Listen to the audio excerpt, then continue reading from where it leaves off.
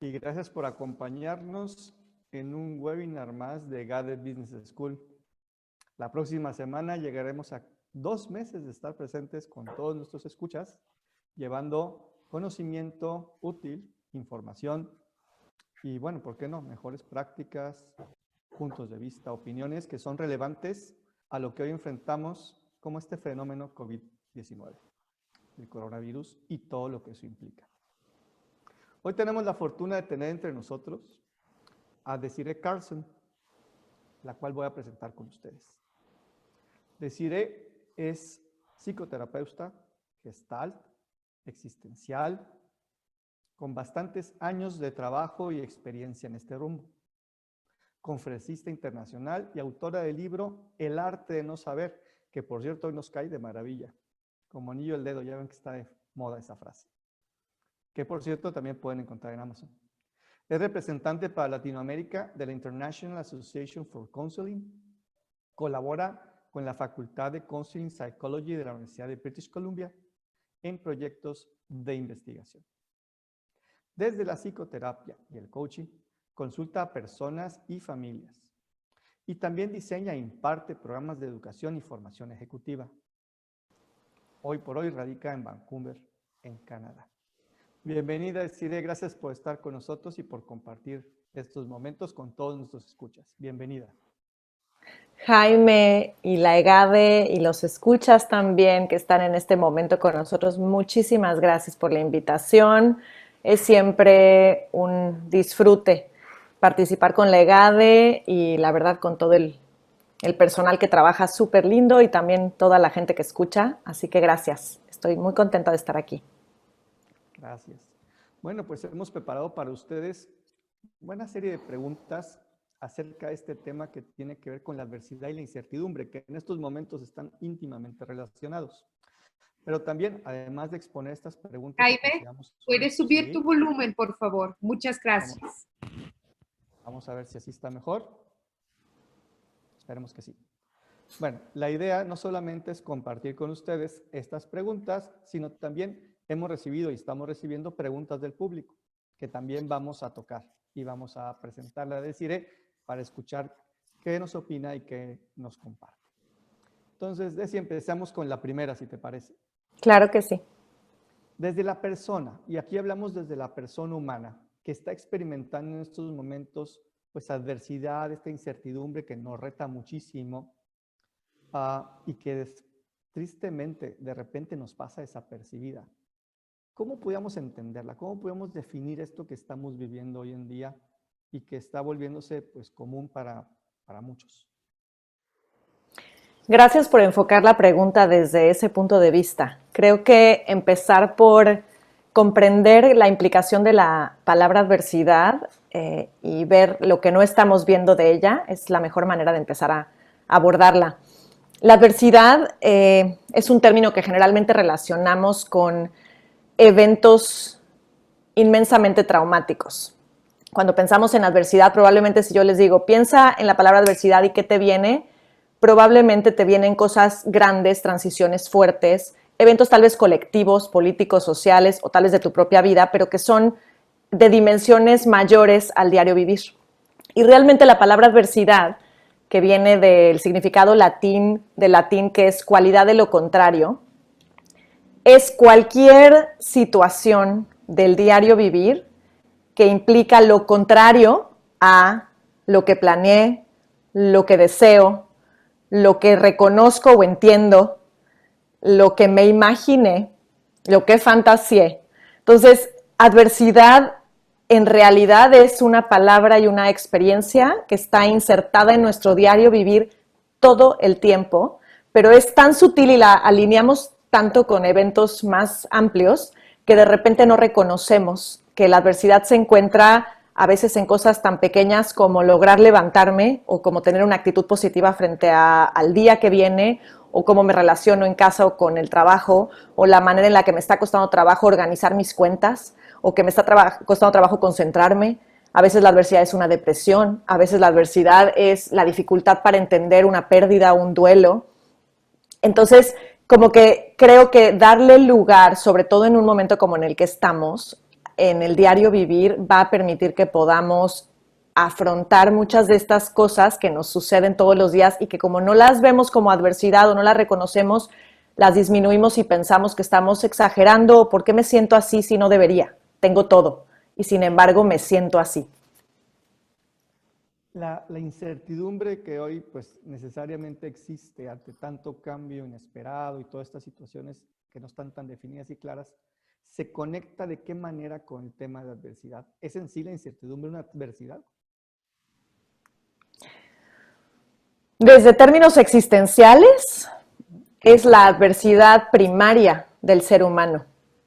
La incertidumbre que es esta realidad inevitable, sobre todo frente al futuro, a la muerte, al tiempo, a todo lo que no controlamos. Básicamente, estamos a ciegas en realidad. Y esa realidad existencial que como humanos vivimos y queremos evitar al máximo, tratando de darnos las mayores certezas posibles, es la adversidad más constante a la que nos enfrentamos, porque precisamente cualquier adversidad tiene que ver con la pérdida de control, con la pérdida de certeza, con la pérdida de claridad, con la pérdida de un terreno firme en el que estamos. Entonces, cuando hablamos de incertidumbre es, no controlo, no sé cuál es el terreno que viene, no veo claro, voy un poco a ciegas, que es futuro, muerte, enfermedad, incluso situaciones políticas que por más que intente tener cierto control, dependemos de tantos agentes sociales que no podemos controlar directamente, que en realidad caminamos con incertidumbre constantemente, ¿no? Gracias. Entonces, si entendemos esta incertidumbre como la adversidad, vamos a decir madre o raíz de Jaime, mucho de nuestro disculpa la vivir. interrupción nuevamente. ¿Podrías Ajá. acercar el micrófono más? Casi no te escuchamos. Muchas gracias. Muy bien, pues me extraño. Vamos a ver si está mejor así. Entonces, Perfecto. entendiendo bien este tema, deciré, Ukovics, ¿nos puedes verificar que el sonido está bien? El sonido ahora está perfecto. Perfecto, muy bien, gracias. Entonces, viéndolo de esta manera, ¿sí? ¿Por qué es importante que estemos muy conscientes de lo que estamos experimentando y de la adversidad? Y sobre todo, cómo se manifiesta en mí. ¿Por qué es tan importante? Se me antoja responderlo desde un pasaje de Lewis Carroll, del libro, de la obra Alice in Wonderland, que todos han visto en sus diferentes versiones probablemente. Hay una escena en la que él expresa esto de forma muy sagaz. Alicia está buscando por dónde ir y se encuentra con el gato Cheshire y le pregunta, ¿cómo llego a ese lugar? Y el gato le contesta, eso depende mucho de a dónde estás buscando ir. Alicia contesta, en realidad no tengo ni idea ni importa. A lo que el gato contesta, entonces no importa mucho hacia dónde te dirijas. Y después Alicia contesta, pero llegaré a algún lado. Y el gato responde, así es, si caminas el tiempo suficiente llegarás a algún lugar. Esa escena de la obra de Carroll me responde básicamente lo que me estás preguntando.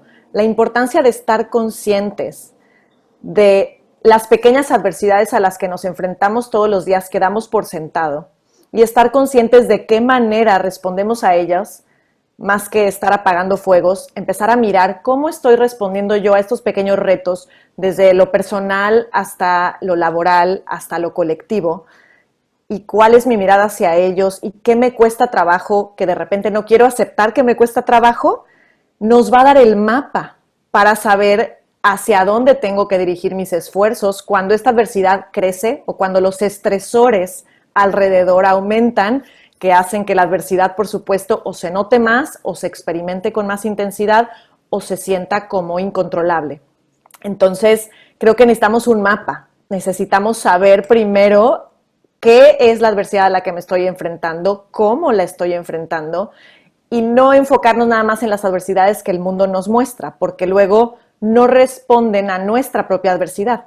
A veces las adversidades que tenemos decimos, bueno, pues yo en realidad estoy muy bien. No sé si les pasa cuando le preguntan a alguien cómo estás, la respuesta en general es bien, ¿y tú? Generalmente no decimos, bueno, estoy pasando por una dificultad para concentrarme en el doctorado, fíjate que ahorita con mi hijo no me entiendo muy bien, me está costando trabajo organizarme en los tiempos con el home office. Todo el mundo dice bien, y la mayoría en realidad no se da el tiempo para ver qué tan retador está siendo y cuáles son sus pequeñas adversidades sumadas a las grandes adversidades a nivel económico, político, social, médico. Entonces, creo que ser consciente me da un mapa para saber, por lo menos, esto es lo que yo tengo que enfocarme a hacer y esto es lo que a mí me pasa dentro de todo este contexto que nos, digamos, compartimos todos. Esa es la que yo creo que sería su importancia, de ser conscientes de ella. Por lo que te entiendo y por lo que yo he visto en mis sesiones de coaching y seguramente tú en las terapéuticas, esto no es muy común. No todos estamos conscientes. ¿Hay alguna explicación, hay alguna hipótesis que podamos tener o es algo muy personal, muy particular, para tratar de entender un poco por qué esta distancia entre lo que vivo y experimento y lo que pues puedo sentir y pensar realmente acerca de? Qué buena pregunta. En realidad, pienso que sí está fuertemente conectado con las construcciones que tenemos acerca de cómo se debe vivir y experimentar la realidad. Nuestra inserción en una sociedad específica impacta fuertemente en la manera en la que desarrollamos esta habilidad para encontrar mi propio camino o estar consciente de mis emociones o darles voz. Generalmente, por lo menos pienso en el contexto de ustedes, por ejemplo, en México y Monterrey, ubicando esa realidad social. ¿Qué tanto, hagámonos la pregunta, qué tanto impacta la manera en la que todo el mundo dice que uno se debe comportar con la manera en la que la mayoría decide responder? ¿Cuándo uno se debe casar? ¿A qué hora debe uno tener hijos? ¿Cómo debe uno ser como padre? ¿Cómo debe uno ser como trabajador? ¿Debes estudiar o no debes estudiar? ¿Cómo debe ser tu actitud frente a la sociedad? ¿Debes ser participativo o más bien introvertido? ¿Qué es lo que se valora? Entonces, como que estamos muy enrolados en expectativas siempre, en cualquier sociedad, que impacta nuestra forma de enfrentarnos a lo que nos está pasando. Y esto es lo que a veces creo que duerme mucho lo que nosotros de forma individual y personal estamos experimentando como adversidad, porque no siempre hay los espacios, por eso el coaching y la terapia se vuelven unos de esos espacios, para poder primero hacer un alto y empezar a separar cuál es la voz de los otros, cuál es mi voz, cuáles son las adversidades que otros dicen y luego las mías igual y no coinciden, pero dónde las platico. Es más, para poder concientizarlas, tengo primero que poder hablarlas y darme cuenta, o que alguien me lo pregunte. Entonces, creo que sí impacta fuertemente el tener un espacio para hacerlo, y ahí es donde creo que la mayoría no tenemos esos espacios para poder elaborar cuál es nuestra vivencia existencial, personal, emocional, de los diferentes eventos diarios, sino vamos resolviendo, pasando a siguientes etapas, sin pensárnosla mucho. Gracias por esa respuesta. Pues sí, ya hemos un poco, a nuestros escuchas, les hemos sembrado un poco esta, vamos a llamar esta inquietud de que, bueno, pues sí estamos en adversidad. Sin duda, el tema de no saber lo que viene nos genera más ansiedad. Y por otro lado, sabemos que es importante estar consciente de cómo estamos enfrentando esta adversidad. Es irremediable preguntarte, bueno, ¿y qué podemos hacer? Claro. Como personas, como individuos, ¿qué podemos hacer para enfrentar este fenómeno el que estamos hoy en día transitando? Sería importante enfocarnos más que en el qué hacer, en el cómo. Creo que hay ya muchísimos webinars y muchísimos espacios donde te están dando todos los tips, que son muy valiosos y son muy útiles probablemente. Si haces esto, te vas a sentir mejor. Si te vistes, si haces lo otro y si pones un horario. Creo que todo eso es válido y está muy bien. Desde el lugar en el que estamos nosotros, creo que vale la pena más enfocarnos en el cómo. Cómo estamos enfrentando esto, y ese cómo nos puede dar respuestas que sean mucho más aplicables a la situación que cada uno de los escuchas estén viviendo, para no dar tips genéricos y más bien que puedan llevarse esas preguntas de manera personal. Hay 4 elementos que son, digamos, señales o referentes con respecto a la resiliencia o a la dificultad, en el otro caso, de enfrentar la realidad. Y es qué nivel de control experimento sobre la situación, qué nivel de impacto tengo sobre la situación o la situación tiene sobre mí, qué alcance tiene la adversidad que estoy viviendo, sea a nivel individual o colectivo, y también cuál es la duración.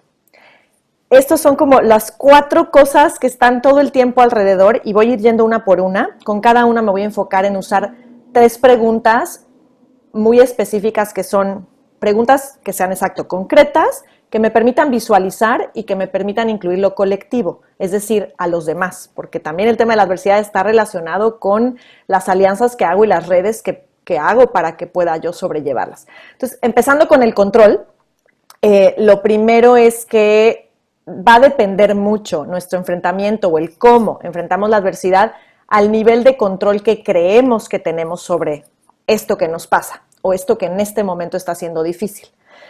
Entonces, ante esto, lo primero que tenemos que hacer es hacer una pregunta específica, muy concreta, ¿cuál es el nivel de control que yo tengo específicamente sobre esto que me pasa? Si es mi estado de ánimo, si es la relación con mi familia, si es el COVID, ¿cuál es el nivel de impacto que tengo yo de control, no de impacto? De ahí, entonces, me voy a visualizar. ¿Cómo me visualizo yo en mi versión con mayor control sobre la situación? ¿Cómo me vería si yo me imagino estando en cierto control sobre esto que siento que no tengo tanto control? Imagínate. O imagina, si no te logras imaginar a ti mismo, a alguien más. Alguien que tú admiras, que maneja muy bien las cosas difíciles y que dices, wow, esa persona, ¿cómo manejaría esta persona? O cómo se ve esta persona manejando lo que a mí me pasa. Y trata de visualizar para que tengas un referente de algo que te permita imaginar. La imaginación es sumamente útil en estos casos. Y después, ¿con quiénes cuento para poder elaborar estas cosas sobre las que sí tengo control? Si es mi horario, si es la forma en la que me comunico, si es acudir o no a un médico, si es hacerme o no la prueba, si es hablar con mis colegas, si es hablar con mis socios. O sea, depende mucho cuál es el nivel de control que yo tengo. Entonces, si yo encuentro una respuesta ahí, puedo empezar a manejar cierto grado de la adversidad. Lo segundo es el impacto. Nos contamos un montón de historias, que eso es lo que lleva a la ansiedad y a que la adversidad se vuelva más difícil de manejar. Creemos que esto va a impactar todas las áreas de nuestra vida, ¿no? Como si fuera, y lo hacemos grande, obviamente, o nos vamos directo a las causas, ¿no? ¿Quién hizo todo esto para que impactara la manera en la que estamos? Y eso no sirve para nada. Lo que hay que enfocarnos, regresando a estas 3 preguntas específicas de visualización y colaborativa, es en el presente inmediato y en el futuro inmediato, ¿qué puedo hacer concretamente? ¿Qué impacto puedo tener sobre esta situación adversa? Tal vez puedo tener un impacto en cuanto a mi familia, tal vez es solamente en cuanto a mí mismo, tal vez puedo proponer alguna idea en el trabajo que permita de alguna manera resolver esto que está pasando. ¿Cuál es el, digamos, pero a nivel presente y futuro muy inmediato, en las siguientes semanas, en el siguiente mes? Porque cuando me voy más lejos, obviamente, como estamos hablando de sistemas complejos, no podemos alcanzar todas las dimensiones. Y ahí es donde empezamos a sentir esta impotencia de, bueno, o sea, pues puedo hacer esto, pero ¿de qué sirve si...? Y empezamos a nombrar todas las otras cosas que no podemos tener impacto sobre ellas. Entonces, enfócate solamente en lo que tú tienes impacto. La siguiente es el alcance, que esta también está muy conectada con un prejuicio que tenemos de que cuando tenemos una adversidad va a tocar como si fuera veneno todas las áreas de nuestra vida. Si tenemos un problema de pareja, bueno, ya nos imaginamos que entonces cómo van a estar nuestros hijos y qué va a pasar si nos separamos, pero entonces ya mi familia, ¿qué va a hacer al respecto? Nos vamos súper lejos. Creemos que este alcance es mucho mayor, entonces necesitamos irnos nuevamente al alcance inmediato, ¿no? No creer que de alguna manera este alcance va a ser todo, sino cuál es el alcance específicamente de esto que me pasa. Si es algo de mi estado de ánimo, ¿qué alcance está teniendo? Ahora, si visualizo, digamos, el alcance que tiene, ¿qué impacto tendría el que yo hiciera algo al respecto de esto en los demás? ¿Qué alcance tendría mi movimiento en la adversidad? Si yo hago algo diferente, ¿a quiénes tocaría? ¿Quiénes se verían beneficiados, digamos? Y eso también me puede dar como ciertos mapas y también cierta motivación. Y después, ¿con quiénes cuento? Para poder hacer que este alcance inmediato, digamos, pueda de alguna manera generar el menor daño posible. Y aquí es bien importante que tengamos en cuenta, aunque estamos hablando de preguntas y referentes para solucionar algunas ideas o problemas, tenemos que enfocarnos en la funcionalidad. Ahorita no nos tenemos que ir, y cuando estamos en momentos adversos, especialmente como el de ahora, no nos enfoquemos en la autorrealización, en nuestra versión ideal de ser humano.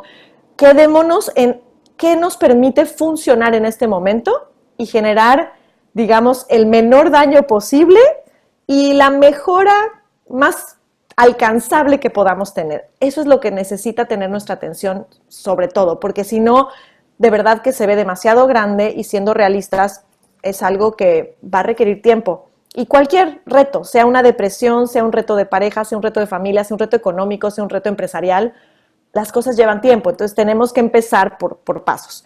Y la última es la duración. También el tema de cuánto va a durar es un tema que angustia muchísimo. Entonces vámonos a lo inmediato, visualicemos cómo me quiero ver una vez que esto haya pasado. Una vez que yo ya brinqué la adversidad, cómo me imagino, cómo me veo. Y ahora, de forma muy específica, ¿qué puedo hacer en los próximos minutos y en las próximas horas que me acerquen a ese resultado?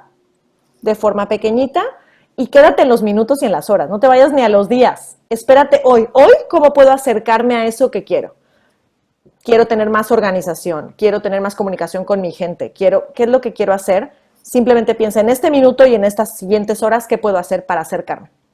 Y luego, ¿a quiénes puedo unir a este proyecto? Entonces, estas 4, digamos, dimensiones de la adversidad, ¿no? Control, impacto, alcance y duración. Si nos estamos haciendo preguntas que sean alcanzables, específicas, que nos permitan visualizar el brinco después de la adversidad o las otras posibilidades que no vemos, pueden ser muy funcionales. Y enfoquémonos, como te decía, en que funcionemos como podamos. De repente ponemos expectativas. Veo a las mamás con home office angustiadísimas porque quieren seguir estando al mismo nivel de concentración que tenían en la oficina, pero quieren ser las mamás que están totalmente haciendo manualidades y homeschooling con los niños y quieren estar cocinando cosas maravillosas y subiendo en su Instagram lo maravillosa de su actividad. Y entonces las expectativas son tan altas que no se están dando cuenta que con que funcione, o sea, funcione es, sigues en tu trabajo, pudiste entregar hoy, tus hijos están bien, lograron hacer algo, no está nadie enloqueciendo, funciona, con eso quédate. Todavía no te vayas ahorita, somos la familia más feliz en una situación tan adversa como una cuarentena y con cambios y transiciones tan intensas y tan colectivas y personales también, ¿no? Entonces creo que hay que enfocarse en la funcionalidad más que en el ideal. Gracias, Vero. Me queda clarísimo que estamos hablando de moderar expectativas antes que nada, para entender muy bien en la situación en la que estamos, y ahí viene la conciencia y la importancia de la conciencia, y luego aplicar estas 4 cosas que dices que son maravillosas, enfocadas al funcionar mejor o estar simplemente operativo, ¿no? Que tiene que ver este tema del control, del impacto, de la alcance y la duración. Entonces aquí tenemos una receta muy práctica que todos podemos poner un poco en ejercicio, y reflexionando sobre estos temas, seguramente podemos enfocarnos bien y otra vez moderar nuestras expectativas para resolver lo que se puede resolver en nuestro alcance en este momento e ir viviendo un día a la vez, mientras que este proceso se va, pues vamos a ir menguando un poco. Gracias, decir, bueno, entendiendo que hay que ser funcionales, entendiendo que estamos en una situación crítica y entendiendo que la adversidad es real y que tenemos estos 4 caminos, ¿qué realmente podemos esperar? ¿Qué realmente, si ponemos esto en marcha, si ponemos estas actividades, qué realmente podemos esperar de mejoría o de logro ante esta situación? ¿Qué es, ahora sí, el fondo de esto? Creo que este enfoque que estamos planteando, Jaime, que tiene que ver con regular las expectativas y tiene que ver con reconciliarse con la adversidad. Por eso creo que tu pregunta inicial es tan importante de tener en cuenta. Creo que lo que pasó con el COVID simplemente puso en el foco de atención algo que está todo el tiempo. Creo que eso es lo que está pasando. Si bien es una situación muy crítica, nos hizo mirar lo vulnerables que somos y lo incierto que es todo, cómo las cosas pueden cambiar, pero lo mismo pasa cuando pierdes a un ser querido de la nada, cuando hay un accidente, cuando surge una enfermedad, cuando pierdes tu trabajo, pasa de un día a otro. Generalmente no es como que esperes las sorpresas que te da la vida que son adversas, en general pasa así, nada más que esta se vive de manera tan colectiva que es muy impactante. Entonces, creo que lo primero que tenemos que esperar si hacemos esto, este tipo de preguntas y este tipo de conciencia, y miramos cada una de las cosas en las que podemos impactar, lo que vamos a hacer es empezar a reconciliarnos con que vamos a estar caminando así el resto de la vida. No como estamos en el COVID, pero sí enfrentando pequeñas o grandes adversidades siempre. Creo que tenemos muy comprada la idea de una vida ideal donde no haya problemas. Y buscamos qué hacer para que eso suceda. Y creo que estamos luchando contra corriente y contra la naturaleza misma de la vida humana. Entonces, creo que reconciliar lo que podemos esperar si hacemos este tipo de preguntas y si hacemos este tipo de reflexiones es reconciliarnos con el hecho de que vamos a adquirir una habilidad emocional y cognitiva para mirar otras situaciones desde un lente parecido a la próxima. Entre más veces vivas un mismo evento o reconozcas un mismo evento, tenemos una capacidad de adaptación impresionante, así que tenemos la habilidad para poder ver, ¿a poco no? Cuando algo es nuevo dices qué voy a hacer, pero si algo ya te pasó y se parece, igual es medio traumático porque dices, ay, me volvió a pasar, pero ya sabes qué hacer, ya sabes qué hiciste. Entonces puedes más rápido accesar a esos recursos, a esas ideas, a esas personas que te ayudaron, y probablemente ya traes cierto mapa que cuando algo es completamente nuevo. Entonces, lo que podemos esperar si hacemos estas cosas es que frente a otros eventos adversos, sean de este tamaño o esperemos menores, tengamos ciertos recursos emocionales y cognitivos que nos permitan abordar, como te decía, más que el qué, el cómo voy a ir preguntándome y resolviendo cada una de estas cosas. Muy bien, gracias. Entonces, para mí me queda muy claro que en la medida que transitemos este fenómeno COVID, esta adversidad, esta incertidumbre, esta ansiedad, también será la medida en que terminemos el proceso y cómo lo terminemos. Entonces se vuelve dos veces relevante, no solamente es el tránsito, sino cómo termino al final del proceso y cómo me siento fortalecido o no. Sin querer jugar al adivino, deciré, sin querer especular demasiado, pero yo creo que sí, mucha gente se pregunta, bueno, y cuando esto empiece a terminar, porque no es de un día, ¿verdad? Va a ser gradual. ¿A qué nos vamos a enfrentar como personas? ¿Qué escenarios podemos un poco intuir que serán nunca serán todos, pero pues los que tú consideres que van a ser posiblemente los más recurrentes o los plausibles? ¿Me dejas conectarlo con lo que comentaste antes de la manera en la que enfrentamos la adversidad? Será, digamos, un mapa o una fotografía de lo que va a pasar después para nosotros, porque ya es una preparación, ¿no? No es como, cuando pasa esto, ¡tarán!, brinco. Y quiero mencionar como las maneras más comunes en las que enfrentamos la adversidad las personas, para que cada quien de los que están escuchando se ubiquen. Está el evitativo, que es, esto no está pasando, todo está bien, yo mi vida como si no hubiera pasado nada. Todas son funcionales, no crean que estoy criticándolas. La siguiente es el sobreviviente, ¿no? Mira, ya, voy y lo paso. Igual y no lo estoy evitando, lo reconozco, pero estoy sobreviviendo. No sé ni qué estoy haciendo, pero ya pasó el día, ya acabé, ya lo logré. La siguiente es los que la sobrellevan. Es decir, no solo están sobreviviendo, sino hay más o menos, están como que, ¿no? Logré hacer todas mis tareas, me siento tranquilo, no enloquecí, no perdí mi trabajo, no es tanto sobrevivir, sino lo sobrellevé, pero todavía con un nivel de ansiedad alto. El 70% de las personas están en estas tres maneras: evitativa, supervivencia y sobrellevar. Y está la cuarta y la quinta, que es el que lo maneja y el que lo aprovecha. El que lo maneja, que también es un porcentaje pequeño, pero tiene que ver con los recursos que hablamos ahora, es el que no solamente sobrelleva la situación, sino sabe qué está haciendo y por qué lo está haciendo de esa manera. Tiene cierta planeación de, mira, voy a organizar así las cosas o las voy a pensar de esta manera, porque si lo hago así, podría llegar a sentirme mejor, o mis finanzas podrán estar mejor de esta manera, o mi familia se va a sentir más tranquila si no empiezo a presionar. Tengo cierta claridad camino con mapa. Entonces, esos son los que lo manejan. Y los que lo aprovechan son los que no solo se quedan ahí, sino que dicen, excelente, está rudo lo que está pasando, pero yo a partir de esto creé un negocio nuevo porque ya vi que las posibilidades de los mercados ahora van hacia acá, o sabes que ahora con mi familia lo aprovecho como un ritual de reunirnos en familia y a partir de aquí vamos a crear nuevos hábitos porque ya vimos qué bonito es jugar juegos de mesa a las 6 de la tarde, o creo que empezamos a tener oportunidades que la gente ve, no es la mayoría la que va para allá. Entonces son como que las 5 maneras en las que en general, sea una guerra, sea un abuso, sea un divorcio, las personas lo llevan de estas maneras o pasan por etapas, por supuesto. Y podríamos imaginar ciertos escenarios que se me ocurren, que no puedo evitar relacionarlos con el estrés postraumático. Es bien importante que tengamos en cuenta que cualquier adversidad, por pequeña que parezca, si impacta varias áreas de tu vida, genera una sensación de trauma. El tamaño del trauma dependerá de qué áreas tocó y de qué manera impactó tu realidad actual. Entonces, cualquier adversidad que se brinca o que ya pasó, está frente a un estrés postraumático.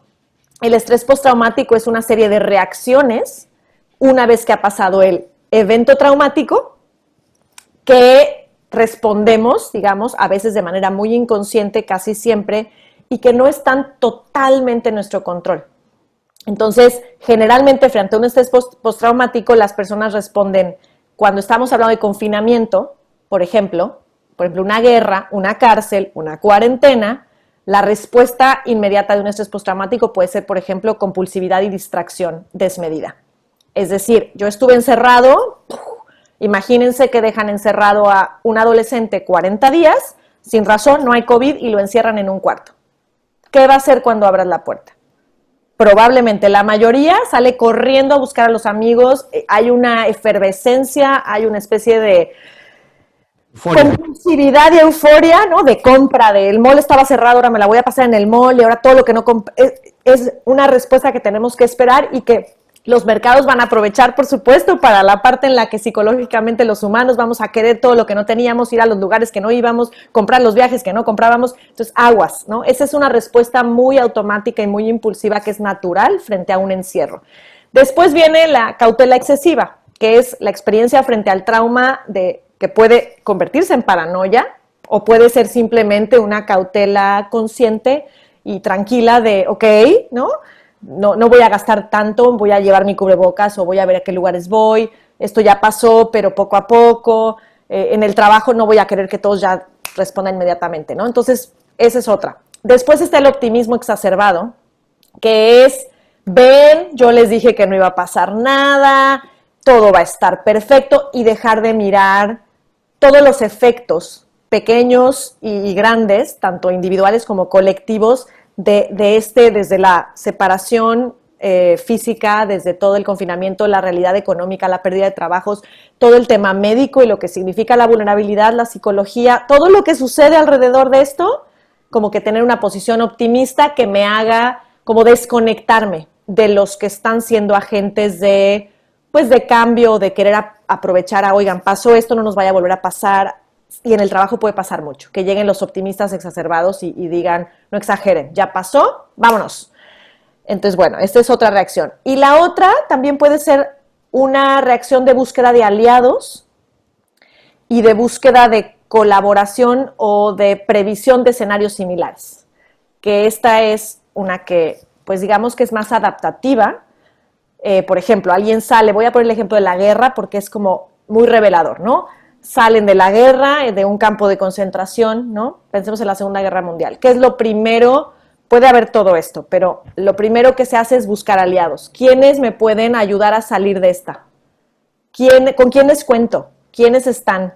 Y de ahí cómo podemos hacerle para reconstruir una identidad social, sea en lo micro, mi grupo de amigos, la EGADE, mi negocio o México o diferentes grupos, ¿no? Y creo que de las que te estoy diciendo, que todas son al final respuestas frente al trauma, lo importante es encontrar lo que hablábamos al principio, esa conciencia de, a ver, ¿cómo lo estoy viviendo y cuáles son mis riesgos frente a esto o frente a mis equipos de trabajo? conozco a mi gente, ¿cuál creo que puede ser una respuesta que ellos tengan una vez que pase? Y frente a eso, ¿qué puedo hacer en cada uno de los escenarios? ¿No? ¿Qué puedo hacer con la gente que trae como la impulsividad, ¿no? De estuve encerrado y ahora, ¿quién trae el optimismo pero no ve todo lo demás y cree que exageramos? ¿Quién viene como con una cautela casi paranoica? ¿Qué puedo ir tomando en cuenta? No dejar de mirar el campo de todas estas reacciones que son naturales y aunque digamos, a mí no me va a pasar, les aseguro que nadie sabe cómo va a reaccionar en un estrés postraumático. Tuviste un accidente, casi muere tu familia, tú no sabes cómo te vas a sentir después de eso. Vives un asalto, tú no puedes prever. Yo frente al asalto seguramente voy a reaccionar. Piensas eso, pero cuando te pasa es una reacción. Y después del evento tú dices, ¿por qué me siento así? Si yo ya sé que ya pasó, ya vino la policía y te sientes de una manera que no sabes. Entonces creo que como no podemos saber exactamente cada uno cómo lo vamos a vivir, tenemos que estar muy conscientes de que podríamos caer en cualquier categoría para que cuando llegue estemos atentos. Creo que eso es, y podamos balancear. Balancear, creo que todas son necesarias. El optimismo es necesario, la cautela es necesaria, la previsión es necesaria, también la distracción de, ¡ay, ya por fin! También es necesaria, pero ¿cómo lo balanceo? De manera que no me gane y yo ni siquiera me esté dando cuenta que lo estoy haciendo, como empresa o como individuo. Pensando en liderazgo y pensando en que Dios quiera muy pronto regresemos a una convivencia presencial en cierta medida, desprendiendo de lo que nos compartes, pareciera que hay 2, 3 principios fundamentales. Uno es la gradualidad, es poco a poco. No es de un día para otro se resuelve todo. Hay que tener esa paciencia y esa capacidad de ir esperando y ir avanzando poco a poco. Segundo, el escucharnos con mucha atención. Y el tercero posiblemente sería dar espacio a todas las posibilidades, esta sensación de inclusión, donde las manifestaciones de todos son válidas. No solamente te escucho, sino que respeto y entiendo lo que estás viviendo y lo que me estás compartiendo. Entonces, gradual, incluyente y con mucha escucha puede ser como 3 principios fundamentales. De hecho, ha habido varias preguntas del público referente, bueno, ¿cómo vamos a regresar? ¿Qué tengo que hacer con mi equipo? Ese tipo de cosas. Y creo que por aquí hay 3 líneas súper interesantes para explorar. Quisiera pasar un par de preguntas también del público que están bastante intensas y me gustaría pues planteártelas, ¿no? Claro. Y una es bastante conmovedora y me gusta el tema. Y básicamente es desde la persona que soy, una persona como las que nos escuchan, que probablemente la mayoría no sean terapeutas o coaches o lo que fuera, o expertos, ¿qué puedo hacer y qué le puedo ofrecer al otro? A mi colaborador, a mi pariente, a mi hijo, a mi padre, a mi esposa, a mi hermana, a lo que sea. ¿Qué les puedo ofrecer cuando me doy cuenta que la están pasando un poco difícil ante esta situación?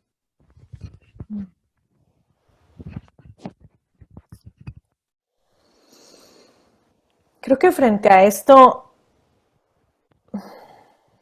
lo que la mayoría necesitamos, y me atrevería casi a asegurarlo, porque no ha habido nadie que me diga, no, no quiero eso, hablaste de escucha hace un momento, es que nos den un espacio para estar y que no nos apresuren. Creo que es paciencia y empatía, y no de una manera superficial lo estoy diciendo, como empatía, bueno, ponte en su lugar, no, es honestamente las personas que tienen un momento difícil, lo único que necesitan es que estés ahí, no que les des consejos, no que les des una lista de tips, no que les digas, oye, pero fíjate, ve lo bien que te va y mira que también tienes esto y no se te olvide que esto y lo otro y por qué no haces no sé qué. La persona que le está pasando mal no necesita nada de eso, necesita encontrar un espacio para poder sentir eso que siente y sentir que no está solo en ello. Y la única manera es estar ahí con una postura abierta a cómo te acompaño. ¿Qué necesitas tú de mí? Aquí estoy. No tanto con una lista de tips que de repente se nos antoja porque no queremos que nadie que está cerca nuestro la pase mal. Pero hacer eso hace sentir muy solas a las personas, sobre todo en un evento de estrés postraumático. Cuando alguien ha pasado un dolor intenso, no está listo todavía para dar los brincos. Por eso está donde está. Está listo únicamente para poder reconocerlo. Y eso ya es un gran avance. y la persona que está contigo y la está pasando así, tenle mucha paciencia y simplemente quédate ahí, aquí estoy y dime cómo te acompaño. Y la persona se va a sentir inmensamente apoyada y eso ya es un punto de partida para poder empezar a pensar en soluciones o tal vez que directamente te pida un apoyo o un consejo, pero que venga de ellos y no de ti.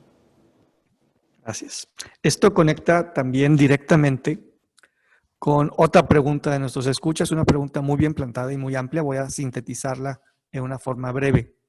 Y es un poco este fenómeno COVID, ¿cómo va a impactar las relaciones interpersonales? Y también es hacia el futuro, es difícil pensar en proyectar cosas tan precisas, pero seguro decirle nos puedes dar algunos, pues no sé, algunos hints, algunas ideas de cómo esta relación interpersonal humana se pudiera ver impactada por esto que estamos viviendo hoy en día.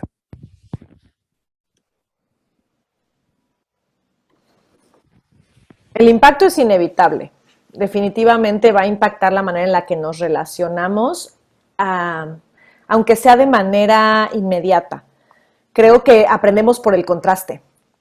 Entonces, cuando tenemos siempre algo a la mano, como el contacto, como la cercanía, salir con los amigos, abrazar a la gente, saludar en la calle, lo damos por sentado. Y cuando no lo tenemos, el impacto directo es que empezamos a valorarlo más. Ese sería un escenario.